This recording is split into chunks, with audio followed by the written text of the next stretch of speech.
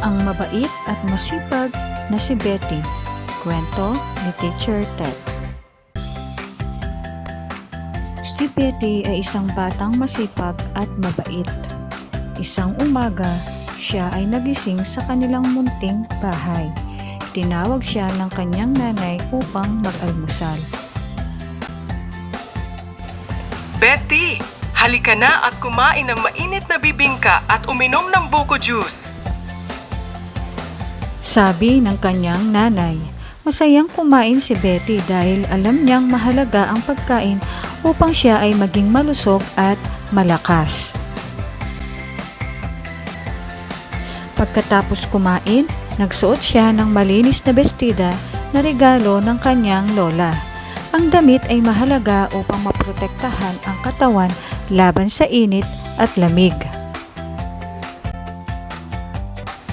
Habang naglalakad papunta sa paaralan, nakita niya ang isang baka, isang bangka sa tabi ng ilog at isang batang naglalaro ng bola.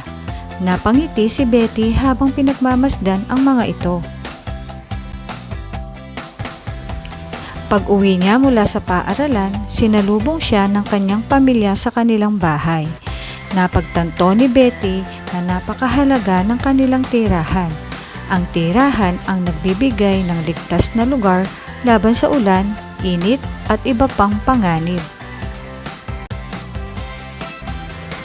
Bago matulog, nagpasalamat si Betty sa Diyos dahil mayroon siyang pagkain, damit at tirahan.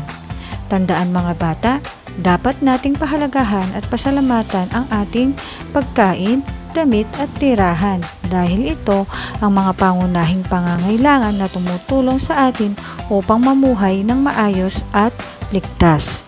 At dito nagtatapos ang ating kwento.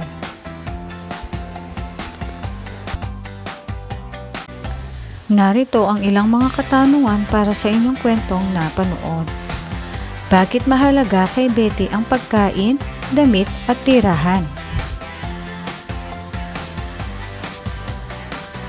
Ano ang maaaring mangyari kung walang tirahan ang isang pamilya?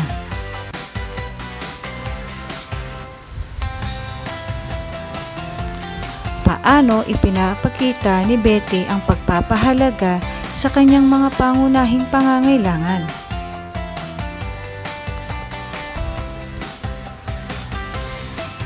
Kung ikaw si Betty, paano mo pasasalamatan ang iyong pamilya?